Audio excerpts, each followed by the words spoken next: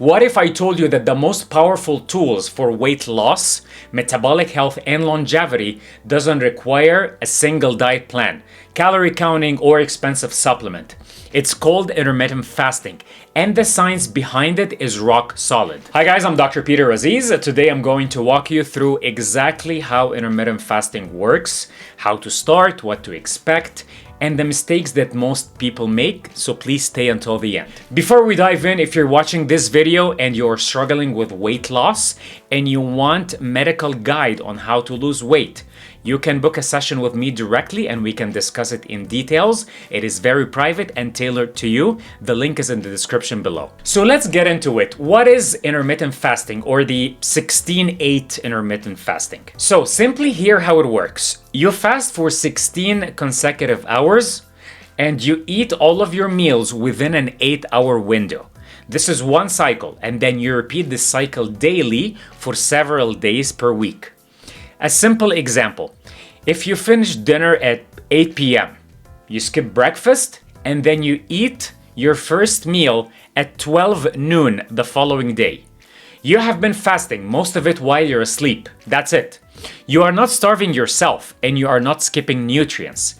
You are simply restructuring your eating schedule to align with how your body's metabolism actually functions. So this sounds cool, but what is the actual science behind it? Here's the biology, and this is very important. So every time you eat, your body releases a hormone called insulin. So insulin is the hormone that tells your cells to start absorbing glucose, which is sugar. And it's actually your body's primary source of energy. When insulin levels are too high, your body stores fat. It does not burn it. However, when you fast, your insulin levels start to drop. So after approximately 12 hours of fasting, your body exhausts its stores of sugar or glycogen because your body stores it in the liver. And then your body starts switching to burn fat for fuel. This is metabolic switching. So beyond fat burning, prolonged fasting can trigger a process called autophagy. This is your body's internal cleanup system. This mechanism pretty much breaks down and recycles damaged cells and proteins. It is your body's biological self-repair mechanism and is one of the reasons intermittent fasting is linked to anti-aging and reduced inflammation. So in addition to that, fasting allows your gut to rest. It reduces the stress on your bowel, on your stomach. It improves your insulin sensitivity, meaning your cells become better at using insulin efficiently. This is particularly important for people who have metabolic syndrome, prediabetes, and type 2 diabetes. So what does the evidence tell us?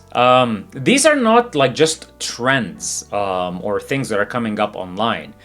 These are findings from actual peer-reviewed clinical studies. So weight and fat loss. Multiple studies demonstrated that the 16-8 fasting reduces overall the amount of calories that you consume per day and promotes weight loss, especially visceral fat, because it burns the fat on the inside of your abdomen. Also, it improves insulin sensitivity. Fasting lowers your insulin and blood sugar level or blood glucose level, reducing the risk of type 2 diabetes. It can reduce inflammation because chronic inflammation is a root cause for a lot of modern diseases. So fasting has been shown to reduce inflammatory markers like CRP and interleukin-6. There is also cardiovascular protection. There is improvement in blood pressure, in your cholesterol, triglyceride level with regular intermittent fasting. Some studies also showed that there is improvement in brain health, which basically the fasting supports neuronal growth and has been associated with protection against cognitive decline. There is increase in cellular repair because the autophagy promotes cellular cleanup and can reduce the risk of cancer and neurodegenerative disease. Keep in mind that these benefits don't happen overnight. Consistency over weeks and sometimes even months is where the results live. So don't think, hey, I'm gonna do this for a month or so and I'm gonna have all the benefits. No, you have to be consistent for extended periods of time. So, very importantly, we need to talk about who should do intermittent fasting.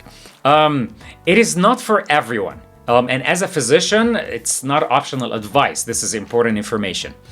You should not start intermittent fasting without speaking to your doctor if you are pregnant or breastfeeding. Why? Because your caloric and nutritional needs are significantly elevated.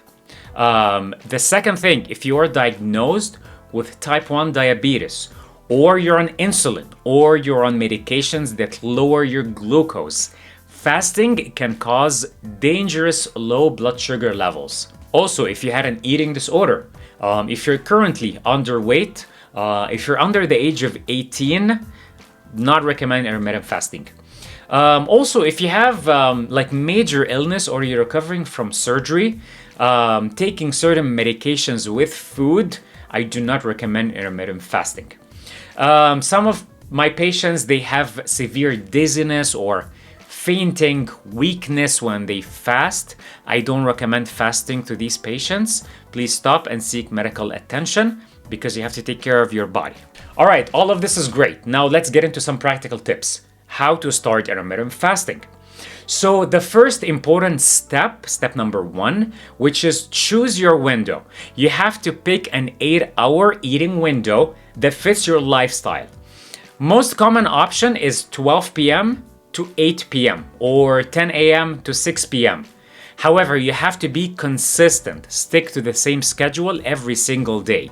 So this is going to differ based on your work schedule, your lifestyle, if you're traveling.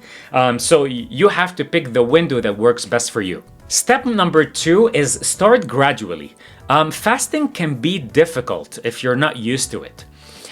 So if you currently eat breakfast at 7 o'clock in the morning, don't jump straight to a noon first meal on day 1.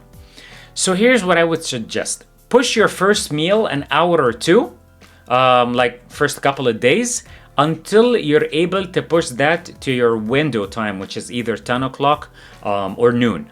Because this can reduce like being hangry or side effects. Step number 3, make sleep a priority, because if you don't get enough sleep, you're gonna be hungry. And 8 hours of your fast, you're asleep. So use this to your advantage. Stop eating 2 to 3 hours before bed and let your fasting window extend naturally throughout the night. Step number 4, plan your first meal intentionally. Break your fast with a balanced, protein-rich meal. Again, this is not a permission for you to eat whatever you want and go crazy on junk food and fatty food. Make sure you're eating high protein, healthy fat, and some complex carbohydrates. Use this as a method to make your diet healthier. Step number 5, keep track of how you feel. Keep a simple log. Energy, mood, hunger level, sleep quality. Because the more data you collect, the more you can track your progress over time. 6th step, and most importantly, be patient. This is going to take some time.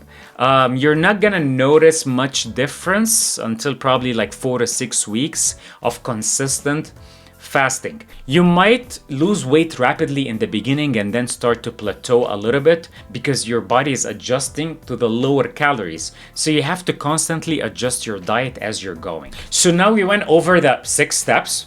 Now I want to talk about the fasting period. What you can eat and drink while you're actually fasting. This is a very, very common question that I get all the time and one of the most common areas of confusion. During your fasting window, the whole goal of the fasting is to keep your insulin hormone levels low. And you need to avoid triggering a metabolic response or something that will spike your blood sugar. So here is what breaks a fast and what does not. Okay, so what is allowed during the fast? Water. Unlimited. You can drink as much as you want. This is non-negotiable. Stay well hydrated. Drink water throughout the day. You can have black coffee.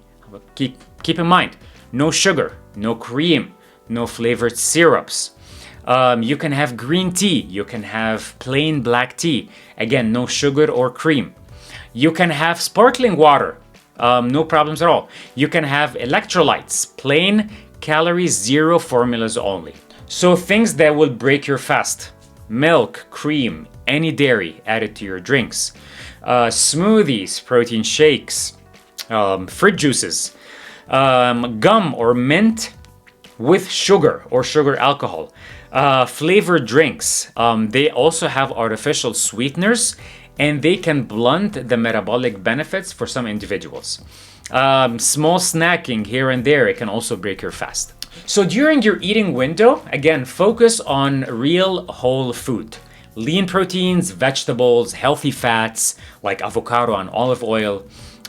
You can have legumes, minimally processed carbohydrates. Fasting does not give you a free pass to eat junk food in a compressed window and expect results.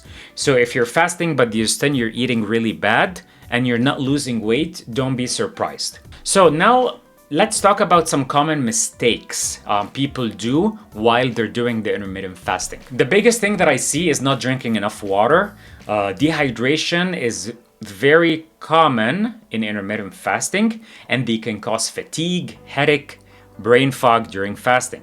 Aim for at least 8 to 10 cups of water across your day. The other mistake is breaking the fast with the wrong food, eating a high sugar or high processed meal. As your first meal, it spikes your insulin really high after a period of low insulin. And this can cause energy crashes and hunger rebounds. Another mistake is overeating during the eating window. The intermittent fasting is not a license to binge. So if you simply pack all of your normal plus extra calories into 8 hours, you will gain weight. So portion awareness still matters. Another mistake that I see is being inconsistent, meaning you fast one day, you skip 2, you start again, and then you keep going on and off. Your body needs time to adapt. Aim for at least 5 days per week to build momentum.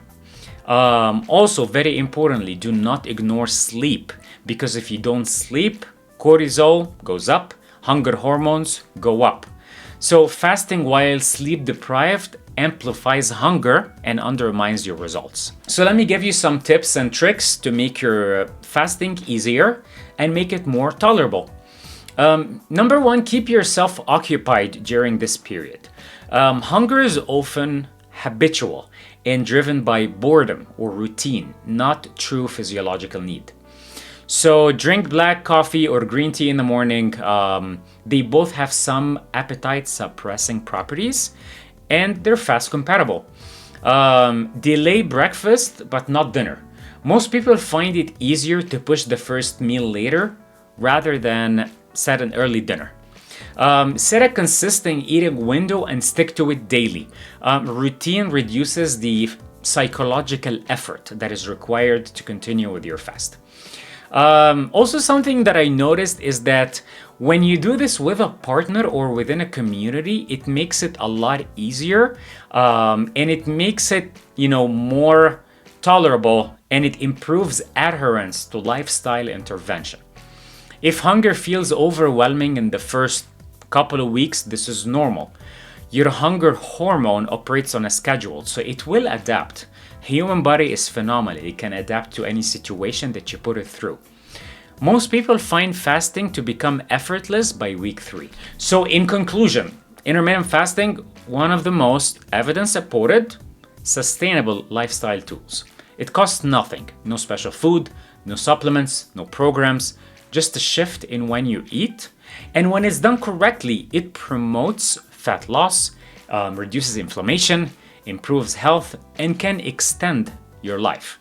But like any medical or health intervention, start smart, listen to your body, consult your physician, especially if you have any underlying health problems. If you found value in this video, please hit the like button, subscribe to my channel.